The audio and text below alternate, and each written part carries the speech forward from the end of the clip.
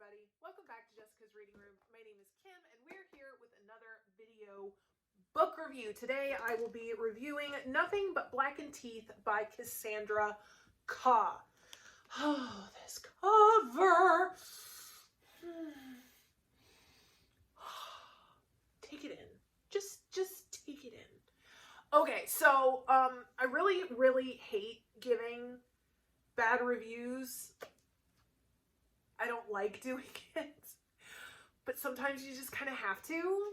And this one is really disappointing because I legit bought this book because the cover is so brilliant. And I know, never judge a book by its cover. I get it, I know, but and now my hair's doing something weird. Okay. Yes, I know, don't judge a book by its cover, but okay, and sometimes I believe that, honestly, just the cover in itself, if it gives you pleasure, if you find it beautiful, if you take some enjoyment in just looking at it, then you know what, that kind of already makes it worth it, and this book has that in spades. But unfortunately, I actually have to give the book 3 stars out of 5, and the only reason that I'm giving it 3 instead of 2 is because A, this cover is friggin' brilliant, and B, it's short. First, let's talk about what I liked. I actually liked the concept of this book. It's actually very simple.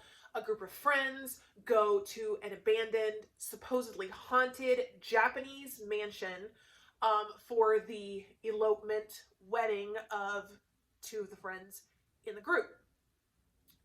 While they're there, they are haunted by the spirit of this girl who supposedly thousands of years ago was buried alive under the foundations of the house because she pledged that she was going to wait for her groom-to-be to come back to her.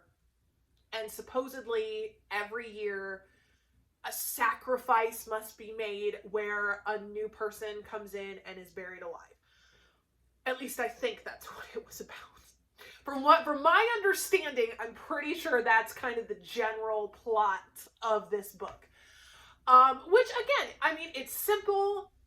I liked the idea. The imagery for the ghost girl was absolutely terrifying in all the best ways.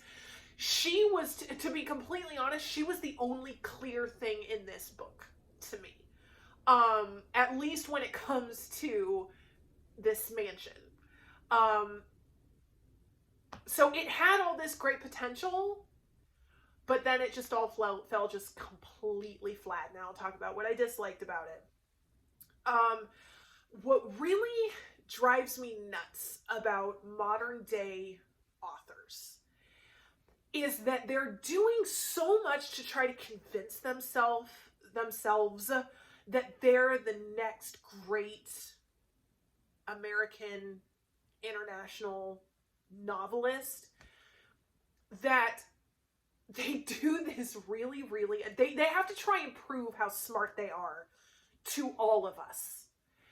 Which, listen, that's fine. I love proving how smart I am, okay? That is one of, like, my all-time favorite things to do. I love feeling superior.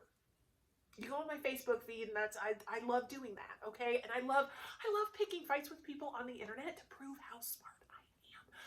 Everyone's got their way of doing it. I'm not too ashamed to say that that's mine. Okay? That's the way I've always been. It's the way I always will be, though I have gotten better about it. Thank you. Anyway, so what Cassandra did, and what unfortunately so many of these modern authors keep doing, and it just annoys the crap out of me, is they'll write a sentence, and it's a perfectly good sentence. Simple, concise, effective, no problem.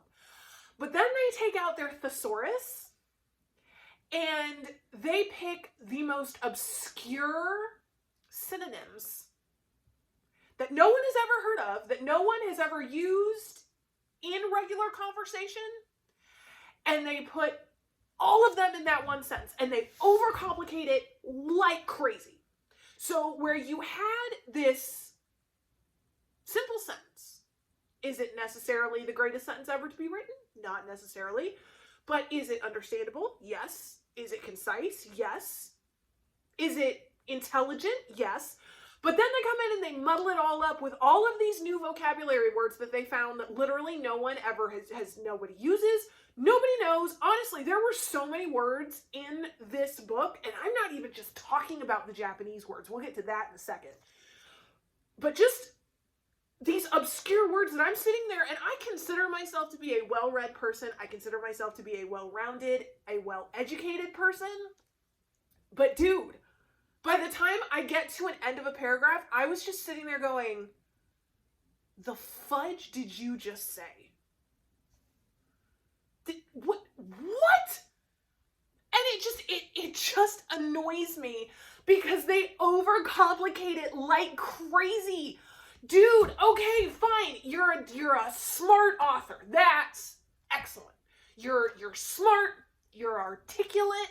You apparently just know all of these vocabulary words that the general public has no idea what they mean. Yes, you proved it. You're smarter than all the rest of us. That's wonderful. This certainly means that I'm never going to read old Cassandra again because I have no idea what the hell she's saying. And so it just got really frustrating. And I was actually talking to a friend on Instagram who read this book the same day that I did. And he actually said, he's like, honestly, it really sounded like someone in a college creative writing class who was trying so hard to impress the teacher. And then their story got published. And I was like, actually, yeah, that's exactly what it sounds like. And then, on top of that, if you don't have like this relatively extensive knowledge of Japanese culture and Japanese vocabulary, then you're never going to get this book. I didn't. Okay, most of the little, entities that are chasing these people around this mansion, of all of them, okay, these beings that are haunting them, literally the only one that I recognized was the Tanuki, and that's only because I played Mario Kart with Ivan's family. I'm not too ashamed to say it. So I literally had no idea. The ghost girl, her description was brilliant. A mouth like ink, completely, honestly, this is like the perfect way of describing the ghost girl. That was excellent. Yes. Whoever designed this cover, saw the description and just said, okay, I can draw that, and then did. And it's brilliant. But all the rest of them, I have no idea who any of them were. So again, I'm still not entirely sure what this book is totally, completely about. And I hate to say it, but it's true. And then other just kind of little things that I personally didn't like. Like, I'm just getting really sick and tired. And I understand that this is my own personal preference. I get that not all of you out there are going to agree with me, and I'm totally cool with that. It's just, I'm just getting really, really annoyed with all this woke crap that people keep sneaking into books. It's just so unnecessary. I don't care. I mean, honestly, all these ridiculous, because this Cassandra kept trying. Sorry, Joe Christopher decided to use his Twitter box as I'm doing a video book review. So that's right. He likes to hijack. He's a little attention whore. So he likes to hijack stuff. Yeah, you should see him when my mother-in-law comes around. It's pretty funny. Yeah. Okay. All right. Thanks, Joe Christopher. Anyway, what was I saying? Oh yeah. It's just Cassandra kept trying to, I guess, make fun of traditional horror movie tropes. I guess. I mean, I didn't really find it that funny because it didn't sound humorous to me. Like, to me, this was like a flatline book. Like, I felt like I was supposed to be feeling something, but I felt nothing. But she just kept, like this one character, everyone just kept pointing out that he was the white male. He was the white man. Oh, he's never gonna die. He's the white man. Oh, actually, you're the bisexual one. You're gonna die first. So I suggest you stay here and out of trouble because, that...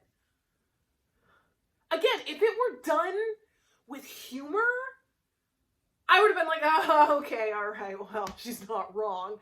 But the problem was that it wasn't with humor. It felt like a condemnation. And I'm just like, I'm not going to read this book. I think traditional horror movie tropes are hilarious, okay? I'm not going to sit here and listen to you preach at me about why they're awful. I don't care. I don't care. You don't like them, don't watch the movies. And I mean, and it's true, she kept saying dude. Like, they all said to each other, dude. Dude. Which, okay, listen, if that were me, of course I'd be saying dude, because that's what I do. But when you spend this entire book, again, picking out the most obscure vocabulary words, trying to sound smarter, you couldn't find another word other than dude to use every once in a while. And I don't know, it's just, there wasn't enough information on the mansion. I was not emotionally engaged with anybody. I didn't care. By the time I got to the ending, I was legit just sitting here going, oh my gosh, thank goodness this is over. Okay, alright, good. I didn't get enough information on the house. I didn't get enough information on the ghost. I guess I got enough information about the characters, enough for me to know that I really didn't like any of them. I was rooting for the ghost girl by the time we got to the end.